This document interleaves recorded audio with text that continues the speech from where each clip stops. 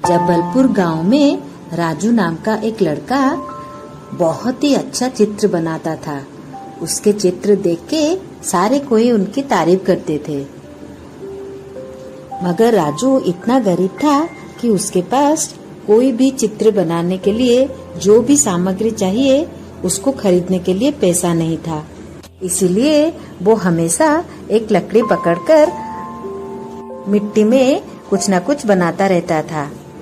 नहीं तो कभी न कभी कोई दीवार में कुछ न कुछ बनाता रहता था।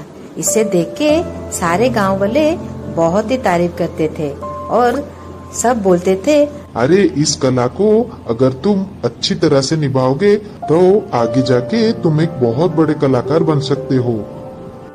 राजू ये सब सुन के चुपचाप रहता था, क्योंकि उसको पता था उसके पास इतना पैसा नहीं है कि वो इस कला को आगे बढ़ाने के लिए कुछ सामान खरीद सके। उसके मन में हमेशा ये चिंता रहती थी, वो उस कला से गरीबों के लिए कुछ करना चाहता था, क्योंकि गरीबी क्या होती है उसे अच्छी तरह से पता है। गरीबों को 2 वक्त की रोटी के लिए कितना दुख झेलना पड़ता है। भगवान तो अंतर्यामी है, उनको सारी बातें पता चलती है, कौन क्या सोचता है, कौन क्या करना चाहता है। इसी तरह भगवान को राजू की नेकी के बारे में सब कुछ पता था। उसके मन में हरदम क्या चल रहा था वो सारी बातें पता थी। इसीलिए एक बूढ़े के रूप में वो आके राजू के पास पहुँचे और राजू को एक पेंसिल दिया। राजू को कहा, देखो बच्चे, इसको लो, इसमें तुम जो भी चित्र करोगे वो सब सच हो जाएंगे और इससे तुम गरीबों की मदद भी कर सकोगे। मगर याद रखना, इसे कोई भी गलत काम में इस्तेमाल मत करना, नहीं तो ये पेंसिल गायब हो जाएगी। ये बात सुन के राजू ने वो बूढ़े आदमी को प्रणाम किया और वहाँ से चल पड़ा। इसी तरह वो आके पहले उस पेंसिल से कुछ रोटी बनाई। तुरंत ही सच में एक रोटी बन गई।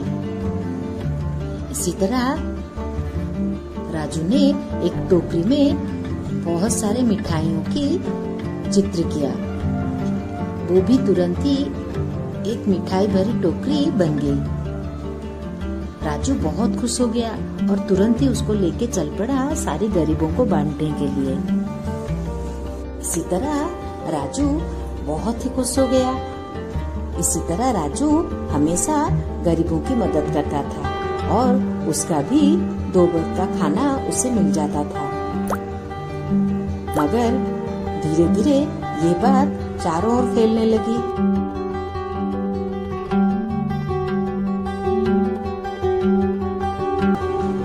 जैसे ये बात राजा के कान में पहुंची तो राजा ने तुरंत ही राजू को बुलाया। राजू दरबार में उपस्थित हुआ। राजा ने कहा, देखो बच्चे, तुम इस पेंसिल से जो भी कर रहे हो उसको हमें दे दो, हम तुम्हें मुंह मांगी कीमत देंगे। तभी राजू सोचने लगा, अरे वो बूढ़े आदमी ने तो मुझे कहा था इस पेंसिल को तुम हमेशा अच्छे कामों में लगाना, अगर कोई बुरा काम करोगे तो ये पेंसिल गायब हो जाएगी।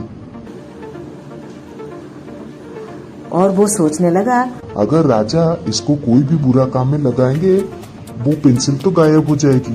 अगर राजा ये पेंसिल मुझसे ले जाएंगे तो मेरे ऊपर जितने सारे लोग निर्भर करते हैं खाना खाने के लिए वो सारे कहाँ जाएंगे? मैं कैसे उनका पेट भरूं? वो तो आज भी मेरे इंतजार में बैठे होंगे, कब मैं जाऊंगा और उनको 2 वक्त की खाना दूंगा। ये सोच के राजू ने तुरंत ही उस पेंसिल से वो बूढ़े आदमी का चित्र बना लिया। जैसे ही उसने वो चित्र बनाया तुरंत वो बूढ़े आदमी प्रकट हो गए और राजू ने उनको वो पेंसिल दे दिया। वो बूढ़ा आदमी तुरंत ही कहीं गायब हो गए। आगे की कहानी देखने के लिए हमारे चैनल को लाइक और सब्सक्राइब करें। आगे की कहानी बहुत ही जल्दी आने वाली है।